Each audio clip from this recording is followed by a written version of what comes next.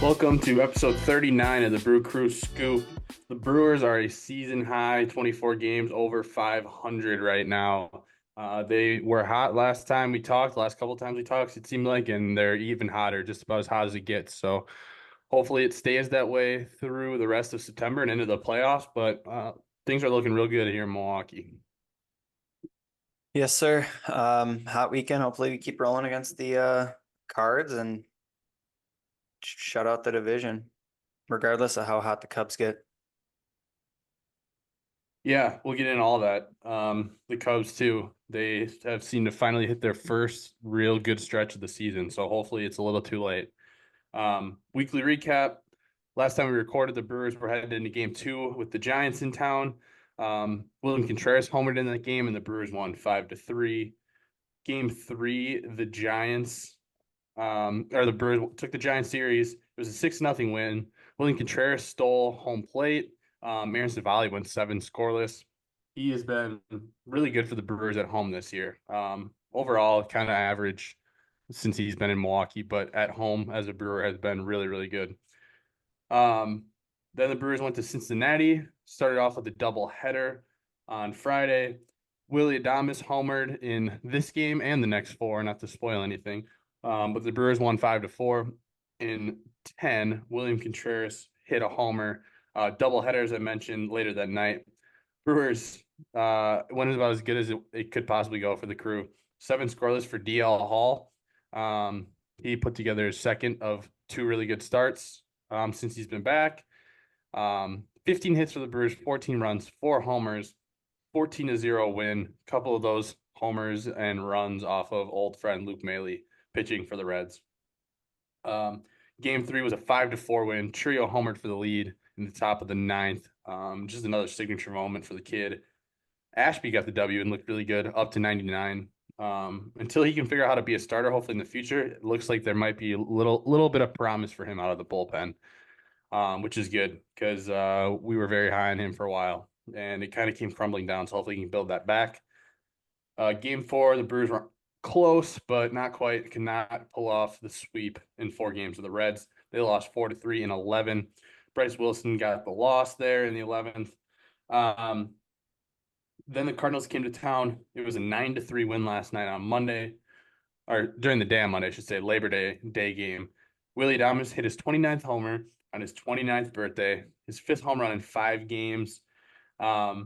He officially tied the MLB record for 3-run homers in a season with 13. Tied the kid, Ken Griffey Jr. So very poetic home run in a lot of different ways for him. The man's going to get paid. He just set his career high for RBI in a season at 99.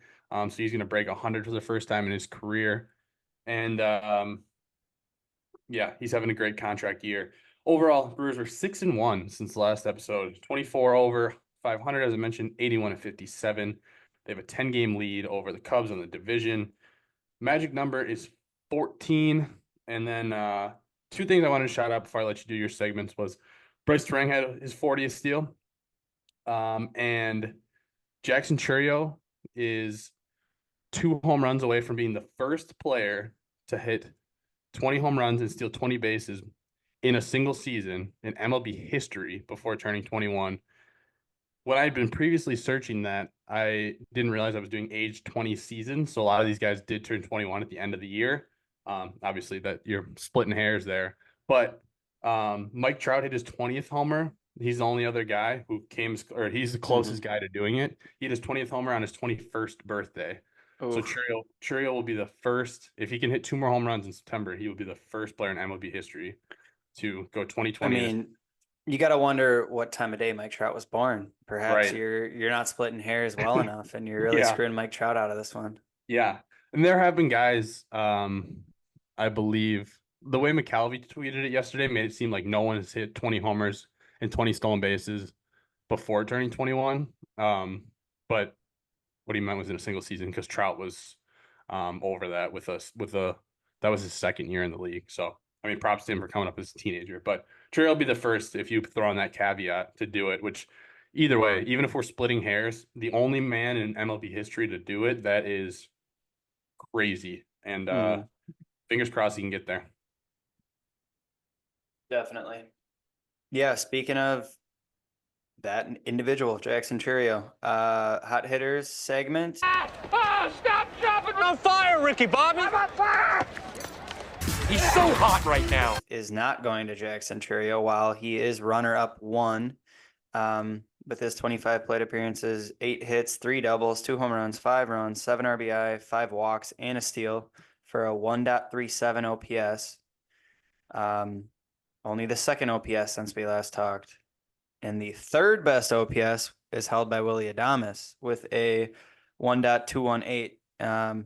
Obviously, when you hit 5 home runs, you're going to have a nice OPS. He had 8 total hits, 5 home runs, 7 runs, 11 RBI, 1 walk, and a steal. But the best OPS by a healthy little margin, and a guy that I think deserves a little love after a little heat. And he might not have a strong enough arm for you, Scoop.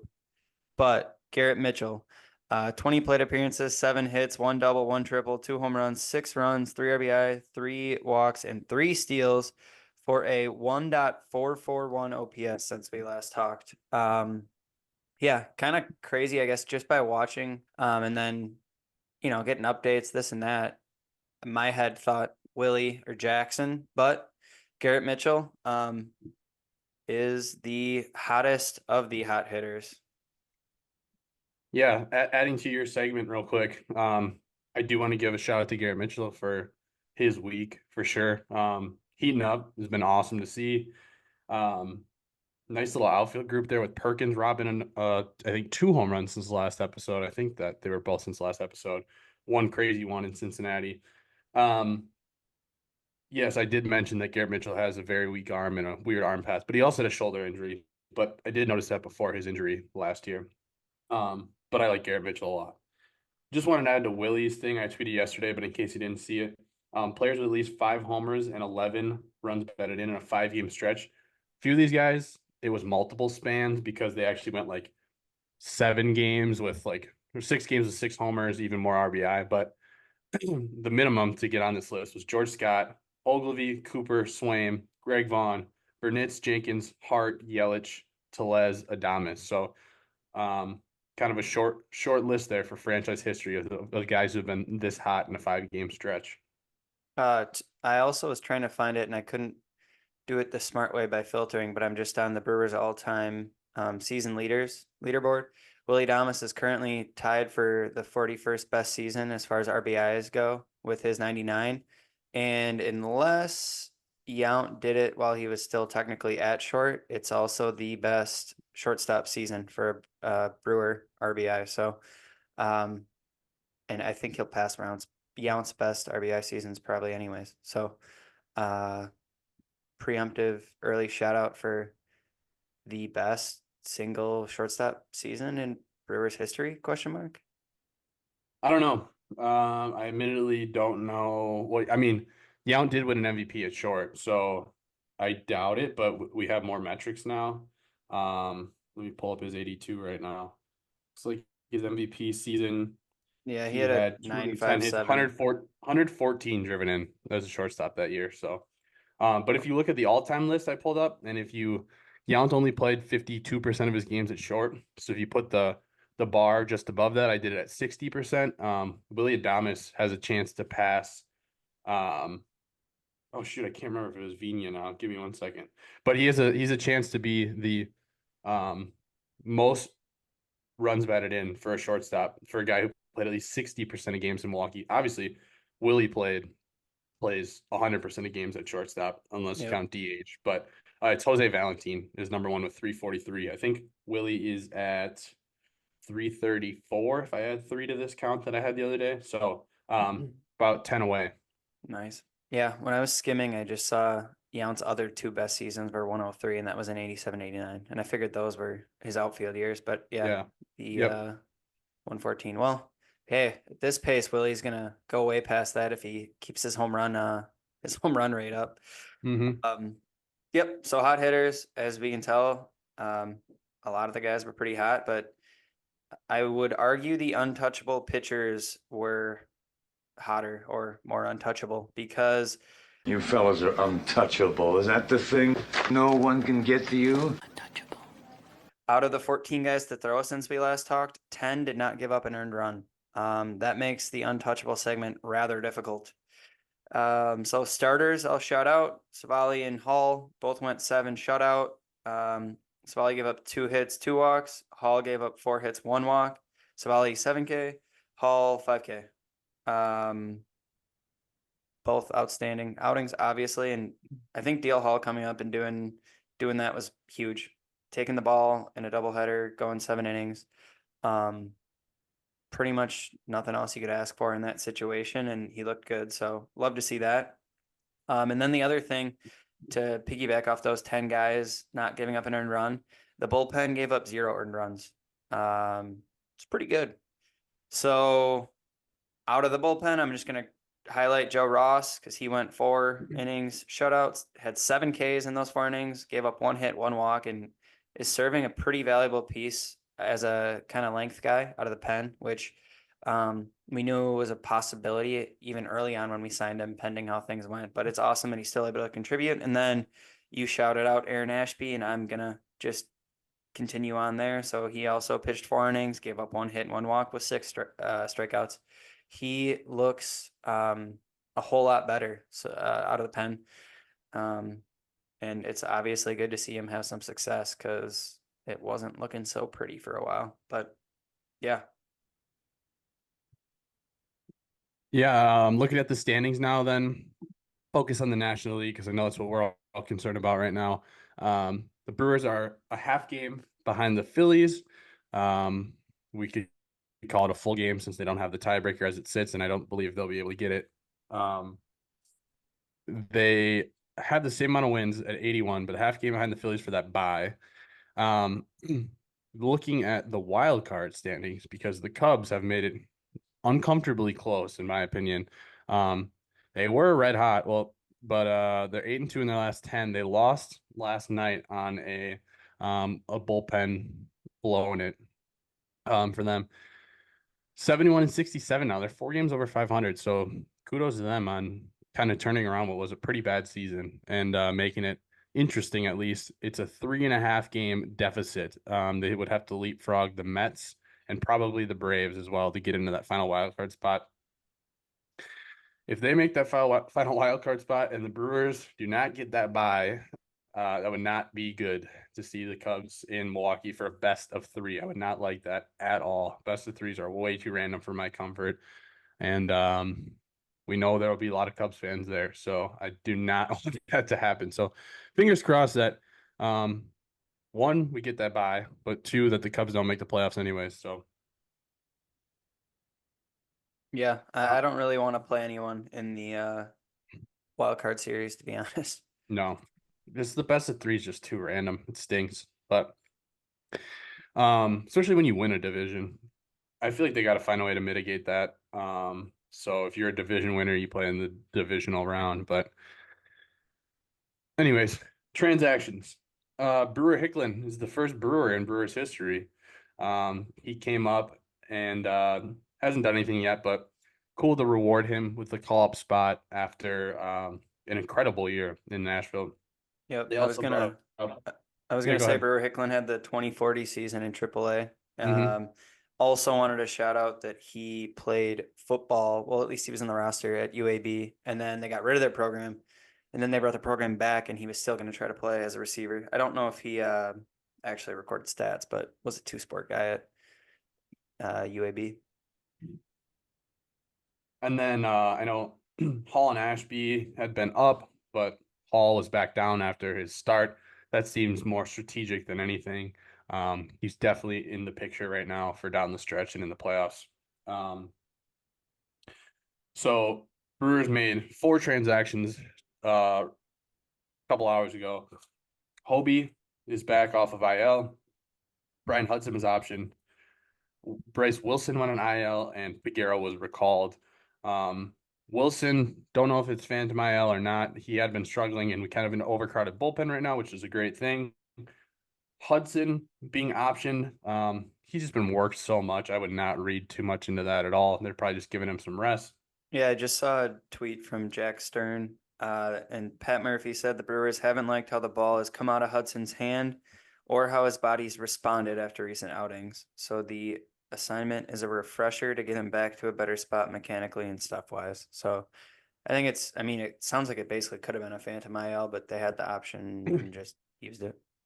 Yeah, that I'd imagine a little bit of that is just exaggerated too, just to Yep. say, hey, we wanted to give him a break. Didn't want to make it seem like we were fudging with the rules at all, but yeah, that's what I have for transactions. I don't know if I missed anything, but basically just a lot of shuffling with the pitchers, nothing major going on. Roster's expanded, but Yeah, I think the one thing to note is Miz wasn't yeah. on the roster come expansion time and therefore won't be eligible for the playoff roster, I believe. Well, technically, he could Yeah. if they transfer someone to a 60-day IL, they could petition it to the commissioner's office, which generally is not a problem. But Yeah. technically, yes. But yeah, you'd think if the plan is to use them, we maybe start at least moving that way instead you're seeing we have too many guys, and Hudson, who's been good all year, gets optioned. Bryce Wilson, who he pitched well in extras on, was that Sunday or Saturday? Sunday. Yeah, Sunday. I don't know.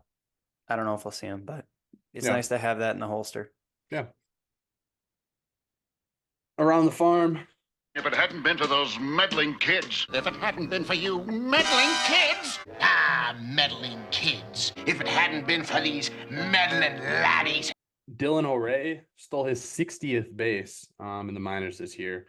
Oh, Canada, we stand on guard. True. Very true. Ernesto Martinez was the Southern League Player of the Week for the Shuckers. And Shane Smith just got the call up to AAA from the AA Shuckers. Right-handed pitcher who's had a good year down on the farm. Yep. Wanted to also shout out Luis Lara, had 2 super nice plays for the Rattlers when they were rocking their Brattoberfest uniforms with the lederhosen on. So flashing some leather, wearing some leather.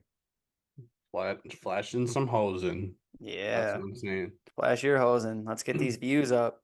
Yep. Mm-hmm. All right. Well, that's what I had for transactions and farms, so I can roll into the beer of the week. I'll have a brewski, Charlie. Well, there's nothing like a cold one after a long day, huh? Oh, yeah. I've been known to drink a beer or two. Giving a little shout out since the pack is in action in when this comes out 2 days. So the Titletown Green 19 IPA. I'm sorry that my beer reviews are all just so IPA heavy, but that's typically if I go to a brewery and pick off the list. It's normally what I start with.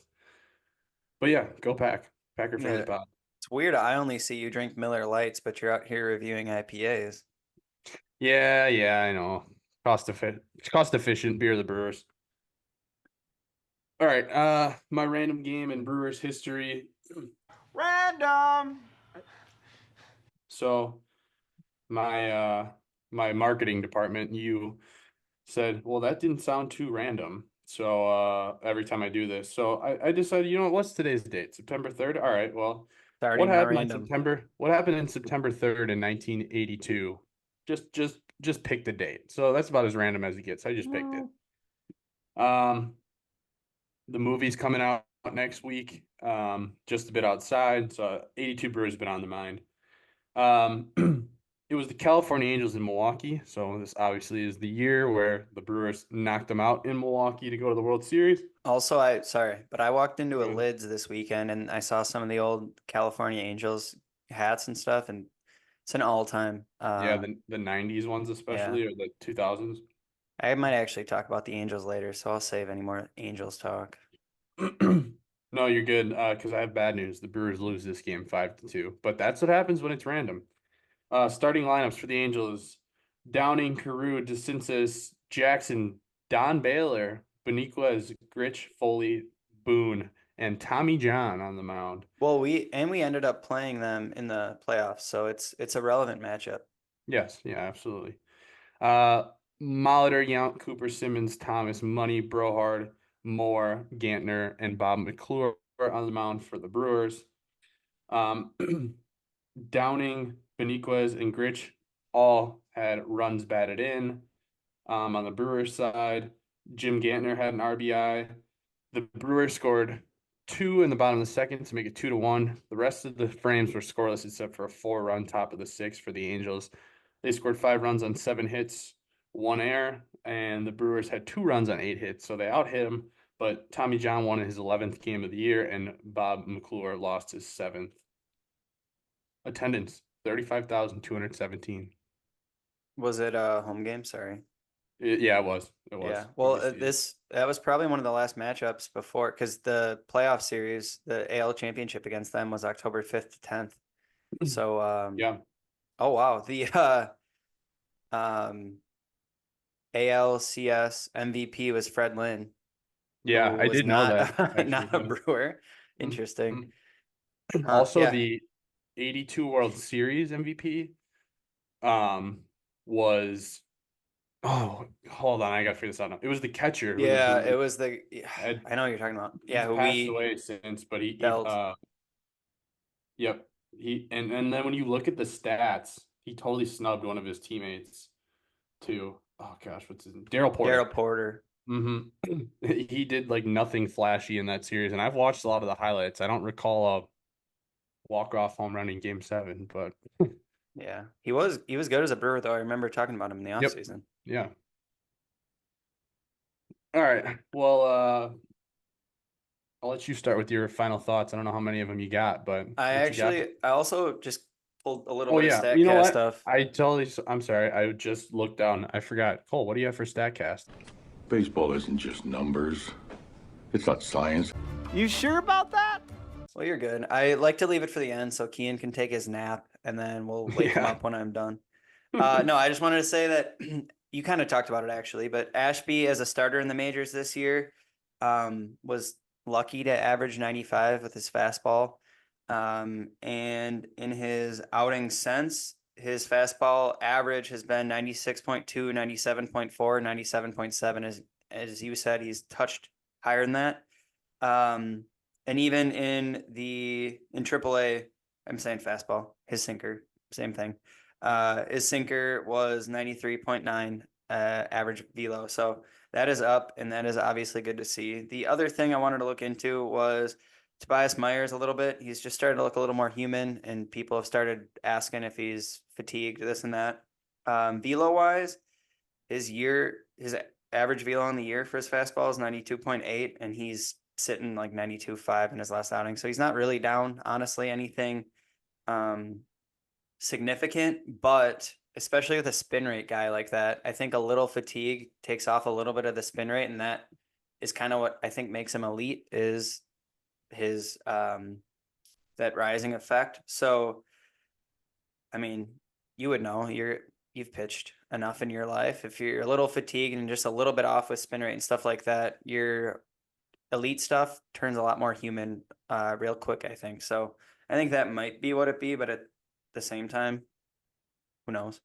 But those are the two kind of things I just wanted to look at because they were both things I'd heard rumblings about and was curious. And Ashby's velo was significantly different. Tobias's velo, not really different.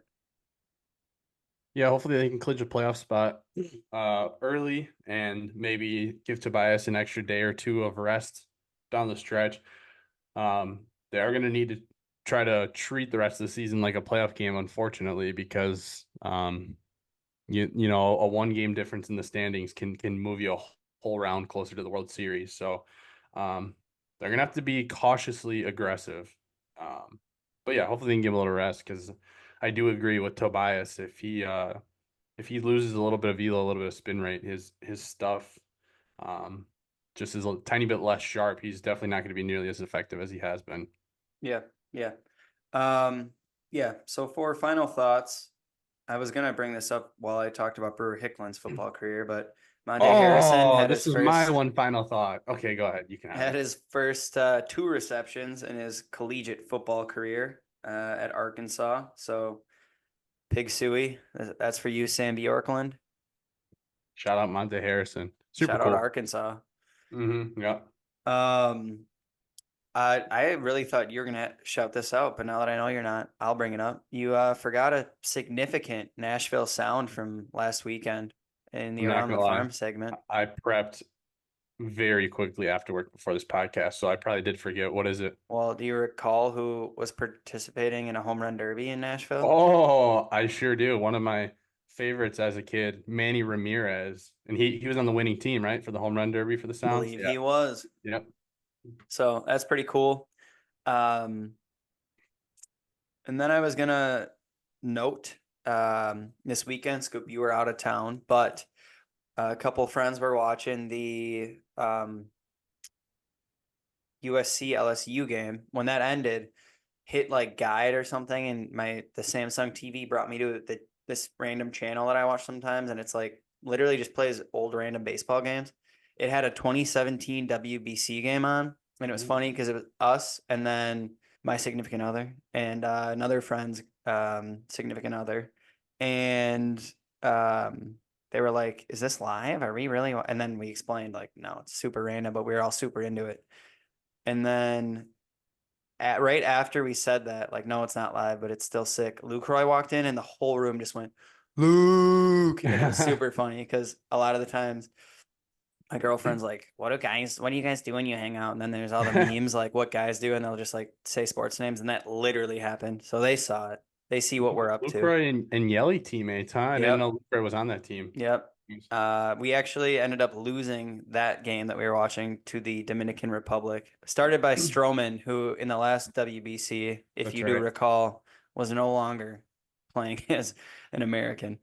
But yeah, it was funny. And Ryan was like, I'm going to text Scoop right now and ask if he's watching this. I was like, there's no way he's watching the Samsung TV channel while he's out of town. But either way, right up your alley. But the last thing I wanted to do, because I said I'd bring the Angels back up, and it might not end up being true, I think, because tonight's the game and they might have changed their mind. But apparently they were planning to not honor Shohei in any way for tonight's game, which is just absurd and a huge miss. Like, I don't even get why. It's not like he demanded a trade or anything. He wrote out his time there and signed for a franchise where he can actually win baseball games.